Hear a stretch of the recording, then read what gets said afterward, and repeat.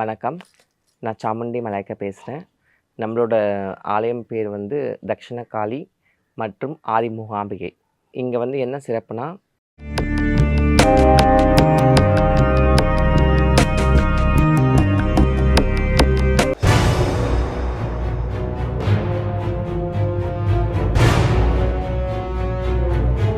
இதோட சக்தி அது பயங்கரமாக இருக்கும்.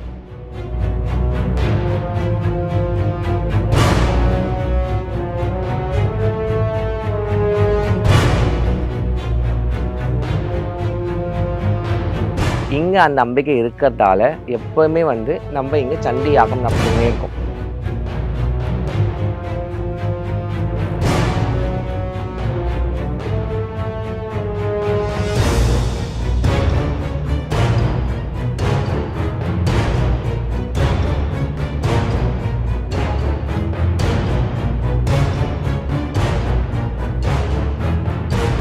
முந்நூற்றி 65 நாளுமே சண்டி யாகம் நடக்கிற ஒரே கோயில் வந்து கொல்லூர் மூகாம்பிகை தான்.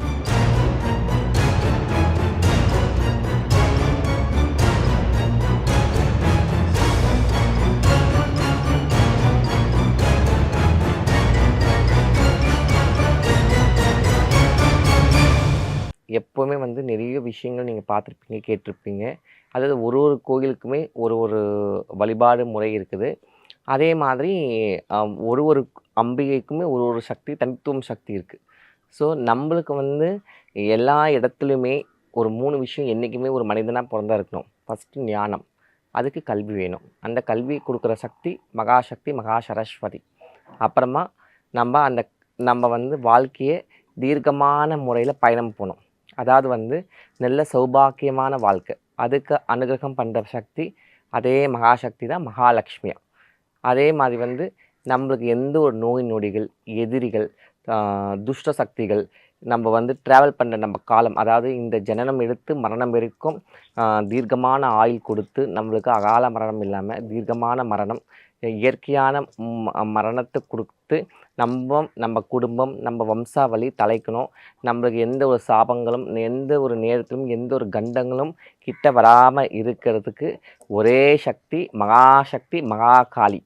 ஸோ இந்த 3 அம்பிகம் சேர்ந்தது தான் இந்த மூகாம்பிகை, ஆதி மூகாம்பிகை. நீங்கள் ஆதி மூகாம்பிகைன்னா நீங்கள் கேட்கலாம், அப்போ கொல்லூர் மூகாம்பிகைனா யாருமான்னு. அதாவது கொல்லூர் மூகாம்பிகை வந்து கீழே சப்பலாங்கால் போட்டு அமர்ந்திருக்கிற பராசக்தி, அவளே சரஸ்வதி, லக்ஷ்மி, காளி. ஆனால் அதுக்கு முன்னாடி இருக்கிறவ தான் குடச்சாத்திரி மூகாம்பிகை, அவள் தான் ஆதி மூகாம்பிகை. அம்பிகை வந்து குடச்சாத்திரி மலையில் இருக்கிறவ. அந்த அம்பிகை தான் நம்ம திருத்தலத்தில் அலங்கரிச்சு இருக்கிறா. சரியா? அந்த ஆதி மூகாம்பிகையை தான் ஆதிசங்கரர் வந்து அம்பிகையை கீழே கொண்டு வரும் பொழுது, அதாவது கேரளா கொண்டு போகும் பொழுது வர வழியில் அந்த ஸ்வர்ண ரேகையோடு இருந்த இடத்துல பிரதிஷ்டை பண்ணது.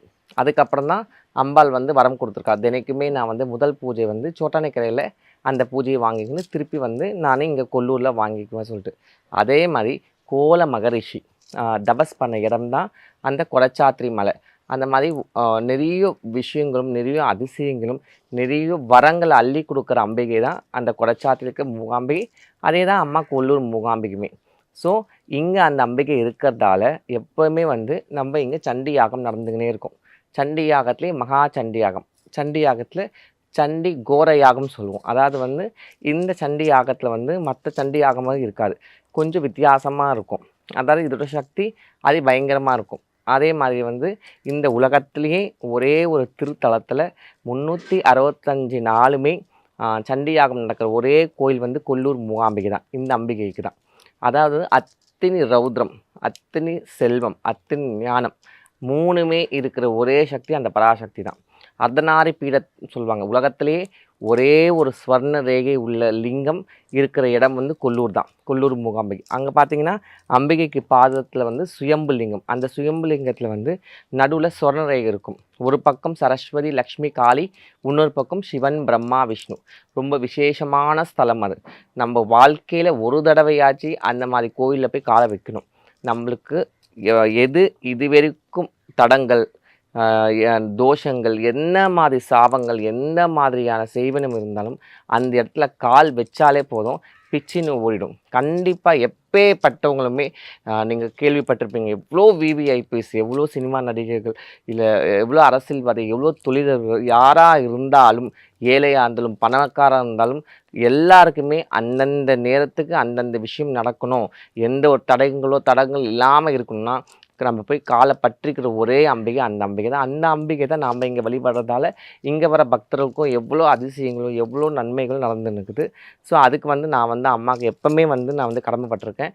ஏன்னா, முன் ஜென்மத்தில நான் எந்த புண்ணியம் பண்ணியிருக்கனோ, இந்த ஜென்மத்தில அம்பிகையோட பாதத்தில இருக்கிறேன். ஸோ, மூகாம்பிகை ஓட அம்மாவோட வரலாறு இது.